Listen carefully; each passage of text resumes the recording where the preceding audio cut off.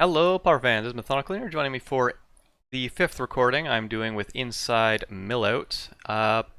Thank you for joining me, and this opening hand looks fantastic, so we're going to go ahead and keep this one. We're going to start with a turn 1 Preordain, see what we're working with, and there was a land and a Brainstorm on top. Going to keep both. The land will allow us to muddle for sure on turn 3. So we're going to Brainstorm white-black. I've played against Emerus a few times, and he's normally been playing a very interesting Orzhov Pestilence list with very few creatures. So I'm hoping this matchup should be pretty favorable for us. And this Brainstorm allows us to put back these two Ethereal Hazes. I'm not expecting to get attacked anytime soon, and when we do, we'll eventually find some fogs when we get there. So send those back, and let's play this Evolving Wilds. He does play some main deck, or he or she did play some main deck Castigate, so we do end up losing our Brainstorm there. And we're going to go ahead and cast this Muddle, or Transmute the Muddle, looking for one of the Erasures. It's possible that they will take it out of our hand with another Castigate, which would suck, but that's all our hand is really aiming to do at the moment. If they don't have another one, it's pretty great, and they do. So that one's gone. Moment of Silence is not as ideal. Here, Ash Barrens can go to the bottom. Gush is fantastic. We're going to use that now. Preordain that's definitely getting shuffled. 3 lands. Alright, another Muddle. We get to start this whole process again next turn. Pristine Talisman, we do not care. Go ahead. Jukabog, that doesn't matter. So on our turn, we're going to cycle or transmute this Muddle, pull out another Erasure. Please don't have your third Castigate. He or she only plays 3 in their deck, so. Alright, play that down. We're going to use the Ponder, look for more stuff. None of that's useful. We're going to shuffle that away. And an Augur, that's nice. Mill them out. That's one of their creatures down. That's fantastic. Duress, sure. We're going to use the Brainstorm or the Gush there just because we're expecting that's the card that will be taken. Turns out, our hand is absolutely terrible after gushing, which is fine. Alright, on our turn, we're going to use this Augur of Bolas, and another one's nice. Ponder, very nice. Alright, let's see what we get. Another Ponder is fine, so we're going to go ahead and keep that. Discard, of course. Palace Sentinels, that will help us. It's also going to help them dig for any pieces they need. Chainer's Edict, yep, it'll allow them to get in for damage, but we do have another Augur, so we're going to be able to play that down. We know the cards that were on top of our deck, and we don't want them, so that's why we're cycling the Ash Barrens there. Here, Whirlpool Riders is exactly what we want. We'd prefer not to have this many, but we would like a second Erasure. But we will not say no. We're going to go ahead and play the Whirlpool Rider here now, hoping that it will block against the Palace Sentinel, and also just kind of hoping that a reset of our hand, since our hand's pretty bad, will give us something good. Not bad, not bad. We now have some more redraws as well as another Augur, so that all looks fine. And a Pestilence. Alright, this is how the clock starts. Pestilence means we've only got 2-ish turns at this point. That is not ideal for us, but we're going to still try our best. Going to mill them out. We really do want to get a second Erasure and just kind of go for another combo turn. This Brainstorm, chances are attacks aren't going to be super relevant. Maybe fogging one turn might buy us an extra turn, but we definitely don't need both of these on top of that. The reason why Pestilence is looking to kill us in 2 turns is at the end of our turn they could fully activate Pestilence, and on their turn they could do it again, or they could just do 3 and 3 back and forth. So we're looking at taking essentially 6 damage a turn off that Pestilence, so that's like 2 to 3 turns. Alright, so we're definitely putting back 2 of those, going to Evolving Wilds, get rid of what's on top of our deck, and we can also cast an Augur just to kind of dig a bit deeper, or we can Preordain. Going to go with the Preordain. Definitely want that Brainstorm, put that on top. And we're going to Brainstorm at the end of their turn. Can also Gush into Brainstorm. Hard to say. Alright, so use that there. And they're going to use the Pestilence 3 times, so they never have to worry about killing their creature. So we're going to Brainstorm here. and still not finding what we need. Here we can go ahead and put back 2 islands to then cycle the Ash Barrens on upkeep. And what do we get? Let's find out. Preordain, that's fine. We really do need to find some way of milling out more. So, let's see. Dawn Charm and Moment of Silence. Well, we can stop another attack. We may need to. We're going to be down to 9. And then we're looking at 2, 4, 6. Could be 7. So yeah, we do need to fog next turn. So, we definitely need to keep one of those. We can get rid of one of the lands. Unfortunately, we don't have a way of really, like, we can just kind of get rid of both, like with Preordain. We could keep the Angelsong here to cycle.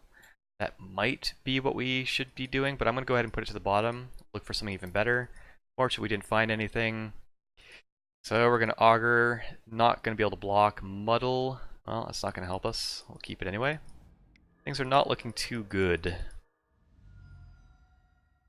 Alright, so we lose our creature, we discard a land.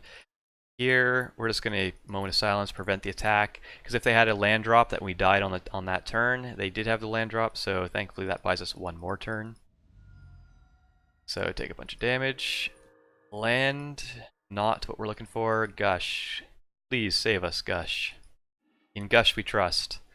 And Gush lets us down, so we are dead. Very, very dead.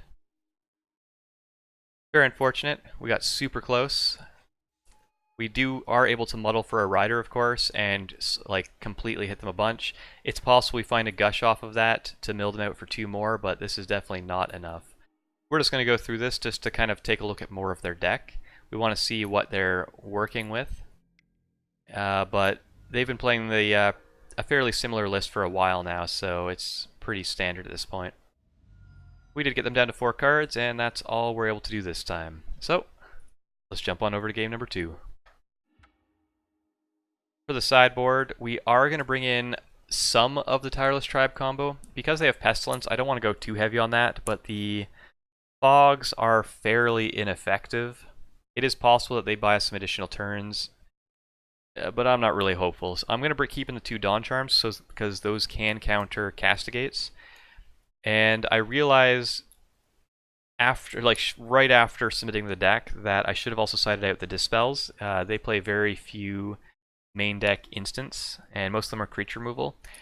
So we're going to bring in a small Tireless Tribe package. I'm not expecting to win that way, but you know, it should be more relevant than having fog effects. So we're going to bring in 2 tribes, 1 Shadow Rift, 2 Inside Outs, and 3 Circular Logics, and kind of just take out a ton of fogs. That's about it. Looking at our opening hand is an instant send back, and second hand looks pretty good. Alright, let's go from here. Land, we don't really want the land, so we're just going to go ahead. Doesn't matter if we put it top or bottom, we're going to use Evolving Wilds to get rid of it anyways. And start with the Jace's Erasure. Castigate, not what we're looking for. Alright, so what can we do from here? Well, we can definitely Gush. We do need some help with our hand. And Brainstorm is fine. Alright, so we do also have the Tireless Tribe here. We've got a lot of options. So, to hedge against both plans, we don't want to Whirlpool this yet, possibly. This is a really close one. We definitely don't want the Dispel. This is the moment when we realize we do not want to keep that. So we're just going to go ahead and get rid of that now. And the other card, well, we may just want to Tireless Tribe. Or to Whirlpool Rider. So, mill them out a bunch. And yeah, let's reset. I had to think about it, and our hand really didn't have anything awesome. So by getting out a Whirlpool Rider allows us to reset and kind of go from there. This hand actually has 2 of the pieces for Tireless Tribe, so there may be a chance that we pivot. Thankfully, we did draw a second, another land to go with our 1, but we still don't have a Plains. Oblivion Ring on the Erasure. Alright, so maybe we are on the Tireless Tribe. Oh, and a white source. We also have Fodder from the Chainer's Edict. So, alright, Palace Sentinels. So if we draw really well, like we might be able to win here, and we don't, we are going to play the other tribe, simply because that now we don't need to draw a Shadow Rift, the one of Shadow Rift, to get around this Palace Sentinel. This would allow us to get around it. Duress is not ideal, but we are able to hide away our inside out with the Brainstorm. We're also going to hide the Jace's Erasure. Maybe we shouldn't do that, but I'm not entirely sold that we're going to be winning on the Tireless Tribe. We still have plenty of time. We might have to pivot again. So yeah, we're going to hide that. It does mean that we don't really have a chance of winning this turn, and not much we can do about that. What I ended up doing there, I bottomed both cards. I decide if we find a Gush, we can just go for the win. So we're just gonna aim for Gush. That Pestilence means we're in a pretty bad spot, so we're gonna have to go for the win no matter what here. And I don't see any way that this win does not work. With the inside out, one of these tribes will get through. We'll be able to do that, discard our entire hand. 1 white mana, I'm pretty sure that should be good. So, well, if this doesn't work, we're definitely dead. So here we go. Discard our hand, play the hope you don't have anything, and we are good. Alright, let's jump on over to game number 3. Now our opponent knows both of our plans. They definitely still have the Pestilence. They're going to likely bring in some more removal and things to deal with our stuff. But the Tireless Tribe plan works really well. Now I know that the Dispels are really bad, so we're definitely taking those out. And what we're going to do is we're going to bring in one more tribe, and we're going to bring in another Inside Out and another Shadow Rift, taking out one Muddle. I don't expect the Muddles to be countering many things.